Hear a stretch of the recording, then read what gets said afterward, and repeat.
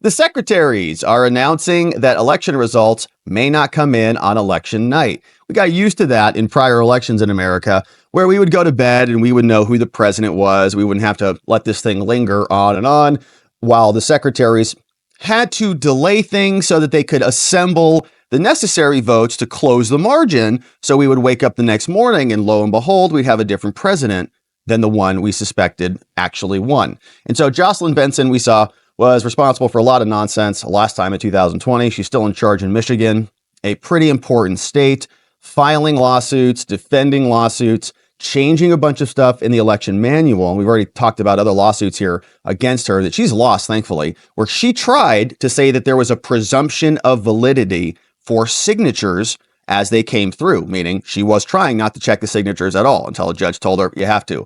So now what she's saying is that we're not going to know on election night, but in fact, that we should know on Wednesday, the day after Election Day. Isn't that fun and convenient? And Michigan's a pretty important state. Then you start adding these all up. And as we'll see, we've got Raffensperger, who is saying the same thing, except he's talking about it in the context of the UOCAVA ballots that are not going to be coming in until Friday. So we've got these two clips from Raffensperger when he was back on with Face the Nation, saying the same thing, that all the overseas ballots must come in no later than Friday. The election's on Tuesday. All right, so you see what they're already forecasting for us. And my friends, we saw a lot of this last time, okay? Just to be clear about this, they told us on election night, remember they called it the red wave, the red mirage. They said, just get ready for this. Trump's going to look like he's winning. Then we're going to be printing ballots and dropping them off. And then the margins will close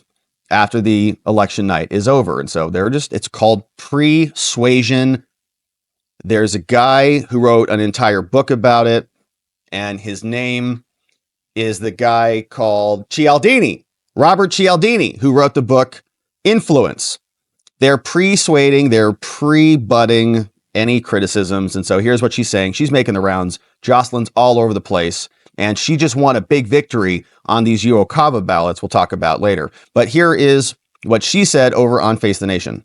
Hang on, we're still listening to what's going on in the Trump world. So let's turn that off and let's go back to Jocelyn. In 2020, we had the results of our highest turnout election in Michigan history within 24 hours of the polls closing. The unofficial results were completed by 8 p.m. on Wednesday. So we're tracking that again this year. We do have more options to process ballots sooner than Election Day. More options to... Did you catch that? What was that? We've got more options to... What? Rig, probably? We're tracking that again this year. We do have more options to process ballots sooner than Election Day, which is where... Process. Yeah. A lot more options to process the ballots this year. Got it. We were restricted in 2020. So I'm optimistic we could see results even sooner. But I would estimate end of the day on Wednesday as the best guess on how we'll perform. But that said, we will always... What was that gulp? We're best guess by Wednesday. Oh, gosh. I don't trust this woman at all. Prioritize accuracy and security over efficiency. Understanding how much people will want those results, we're still going to make sure the process is secure and accurate before we put anything out to the public. But that said, we understand people's energy and excitement, and we'll be working hard to ensure those results are ready as soon as possible. How quickly do you expect to get... Okay. All right. So that's Jocelyn. Now, we've been following her for a long time. I think she is a dishonest person who is not interested in free and fair elections at all. In my opinion, I think that she is somebody who is a Democratic hack and an operator for their party, just like anybody else is. She just happens to have the title called Secretary of State, but she's no different than AOC or Nancy Pelosi, actually. She's a pretty competent person. So Nancy Pelosi, I think, is probably a good comparison. She just happens to be in a Secretary of State position and feigns that she's apolitical. Obviously, she's not. So we had some reaction to her and to all of this stuff. She posted in response to Elon. Elon was on X saying, "Hey, Jocelyn, shame on you for blatantly lying to the public. You only plan to remove ineligible voters after this election. because she said, Elon's spreading misinfo. She said, here are the facts, okay? There aren't more voters than citizens in Michigan, okay? There are 7.2 million active registered voters, and there's 7.9 million citizens of voting age in our state. Musk is pushing a misleading number that includes 1.2 million inactive records slated for removal in accordance with the law. And so Elon even asked about this, said, hey, Michigan has more registered voters than eligible citizens. Is that true? And Community Notes said Michigan had 7.9 million voting age citizens. Yeah, apparently 7.9 million voting age citizens, according to the U.S. Census Bureau, from Community Notes, and 8.3 million registered voters. 606,000 inactive voters are set to be removed by 2027. Okay, so I guess Elon's right. State and federal laws require officials to wait 2 federal elections before removal. And so she's, no, we're just waiting for this. And so she said, hey, don't feed the trolls, okay? I'm just following the law. And she's correcting this Community Notes. Now, Community Notes from X is citing these sources. So Michigan, Bridge, MI, federalregister.gov. So, right, so you can click those, follow through to verify and vet that data. But this is what's showing up here. Now, she's saying that's not true. My numbers are better than your numbers. Musk is pushing a misleading number that includes 1.2 million inactive records slated for removal in accordance with the law. Don't feed the trolls. Check out my election facts. So Elon blasted back. He said, hey, Jocelyn, shame on you for blatantly lying to the public. You only plan to remove the ineligible voters after this election. That necessarily means that there are far more people registered to vote than there are eligible voters. And she says, hi, Elon. In Michigan, we tell the truth and we follow the law. And the follow the law crap is what you say when you want to do something that is publicly unpalatable. And it's what Kamala did. Kamala did that same line when she was talking to Brett Baer. Do you really want to give illegals free trans surgeries? I follow the law. Well, do you want to do that? I follow the law. I know, but like, you're the president, so you get to enforce. I just follow the law. Like, okay, Kamala. I suggest you do the same, says Jocelyn. Or what? Are you going to refer him for criminal prosecution or what, Jocelyn? For everyone else, she leads us over to michigan.gov/election facts. And so then Elon responded to that and said, are you removing ineligible voters before the election? Yes or no? Yes or no? It's very simple. Are you going to remove them before the election? Yes or no? Obviously, the answer is going to be no. And so Jocelyn said, here, thanks for asking, responded to this.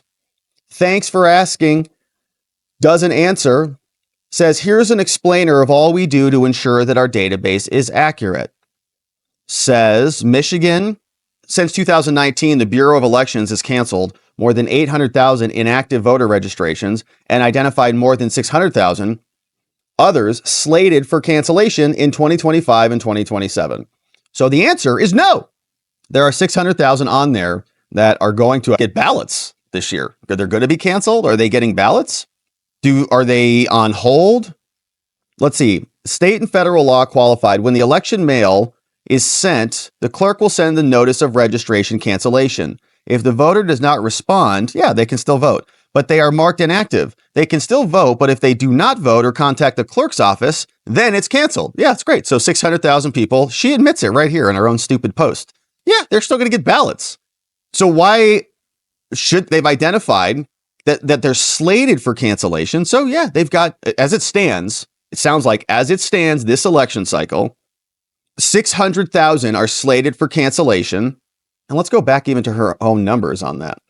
So if she told us, if we parse this back a bit, we tell the truth. Shame on you, Jocelyn. 7.2 million. Okay, so 7.2 million active registered voters and 7.9 million citizens of voting age. So I guess she's saying then that it's 7. So if we add 600,000, right, to that number, 7.2 plus 6 is going to be 7.8, which means her numbers are, it's 7.8, according to her own admissions, million active registered voters, but there's 7.9 million citizens of voting age. That means that in Michigan, they have nearly 100% voter registration, which is pretty incredible. About 100,000 people are not registered to vote. Everyone else is, which is pretty incredible. So obviously that number is ridiculous. Now, if you add in those other 800,000 plus the 600,000, then you're going to get to those 1.2 million or around that. And she says 800,000 of those were already canceled. But no, 606,000 inactive voters there. 7.9 million. So I think she's wrong. I think there's some funny business happening with the numbers. And that tells you right there, right? 7.9 million according to US Census Bureau, but she said 8.3 million. So if you deduct the 1.2 million from the 8.3, then you get back to the 7.9. All right, a lot of numbers. All right, but that's the battle back and forth. And so Elon is calling her out and she's saying, we have the most amazing list and I'm just following the law. Now, if you have a problem with this, if you're there in one of the counties in Michigan and you're certifying it, we remember this bizarre clip from Jocelyn where she had the Disneyland, It's a Small World, After All music in the background as she's threatening to come essentially to your home if you're a Michigan certifier and you dare to refuse to certify the election. If someone were to violate the law and not certify the election at the local level, we will come for you. Whoa! Any local certifier thinking of skirting the law and not certifying the vote, don't even think about it because we'll get it. We're going to come for you and your family, and the rest will be history. So certify it or else. And remember, they're not really even certifiers in some states. In Georgia, they don't certify anything. In fact, the election in Georgia has already been certified, literally, practically. They haven't signed the certification paperwork, but they have to, right? There's no option to do it. So all the certifiers who were there to make sure the election is conducted appropriately, the judge, McBurney, already came out and said, no, don't even worry about it. You have no choice but to certify it. So if somebody comes to them and says, I have 100% proof of fraud, they say, that's great. Certified, like literally, right? Certified. Here you go. Because it's mandatory under the law in Georgia, which means there's no certification that happens whatsoever. Same thing here. If you don't certify, you're under threat of prosecution, apparently. The Secretary of State, Jocelyn, will refer you for criminal charges.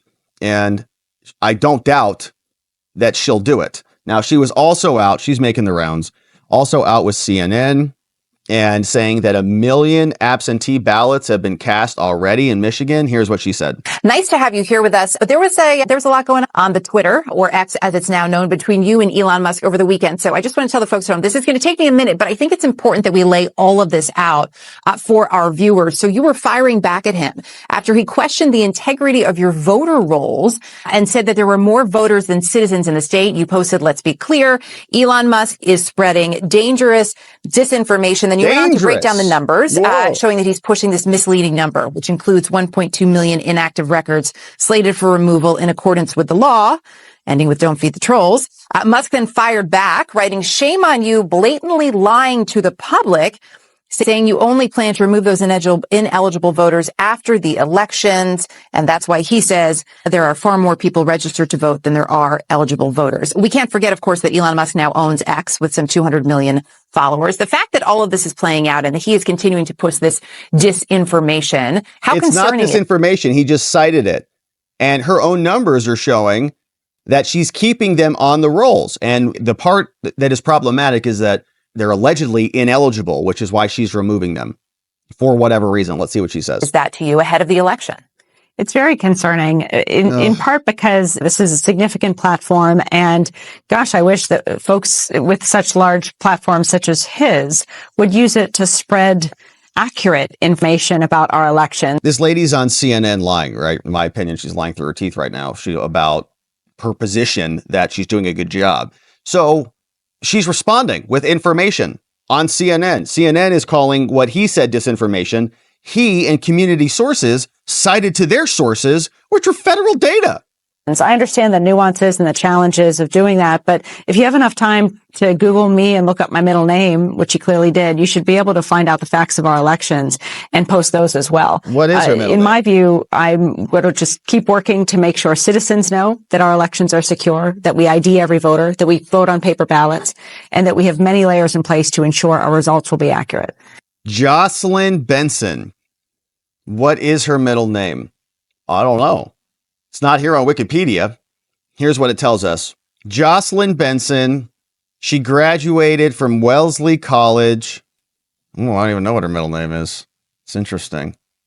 I don't know, but maybe she doesn't like it. Is that a sore spot for her? All right. Here is Brad Raffensperger. Okay. He's doing the same thing. The UOCAVA ballots, the overseas ballots, which are absolutely going to be exploited this cycle. We'll cover that in a different segment. He is saying the same thing. Oh, no. And remember, Georgia was a small margin. It was like 10,000 votes, 11,000 votes, I believe it was, in 2020. So election night happens. We get all the results in. Then they print in the ballots, ship them in from overseas, close the gap, and declare victory in the state. Here's Brad, same guy who's got an interesting and problematic history with the president. Doesn't like him, as far as we can tell, telling us how this is going to go. As I understand it, nearly all votes cast in this upcoming election will be recorded on paper. Last night, Absolutely. 100% will be. And Okay. It's actually security paper with the state seal on it. okay, important point to establish, because yesterday President Trump said something that implies that because it can take time to tabulate votes, there might be something nefarious here. Take a listen. We spend all this money on machines, and then they announce, we expect to have the results like 7 days after the election. Yeah. If you had paper ballots, you get them at 10 o'clock. France went to paper because what we didn't work. He's pointing to a lack of paper ballots as a problem here.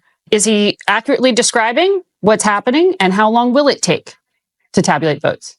In Georgia, 100% of all the votes cast will be on a paper ballot. Yeah, but you don't actually count them that way because you just had the judge overturn the state election board. They passed a rule to actually hand count the ballots, and actually not to even count the votes on the ballots, but to just literally count the ballots. So in other words, if you have a polling location, 1,500 people go in to vote, they get their ballots, they scan them in the machines. The machine says 1,501 people voted. You say, great, pull them out. You count the ballots, the number of the ballots. You say, 1,500, 1,499, 1,500, 1,501. Yeah, that's it. It matches. Great. The number of total ballots that are here matches the number of ballots that came in on the machine.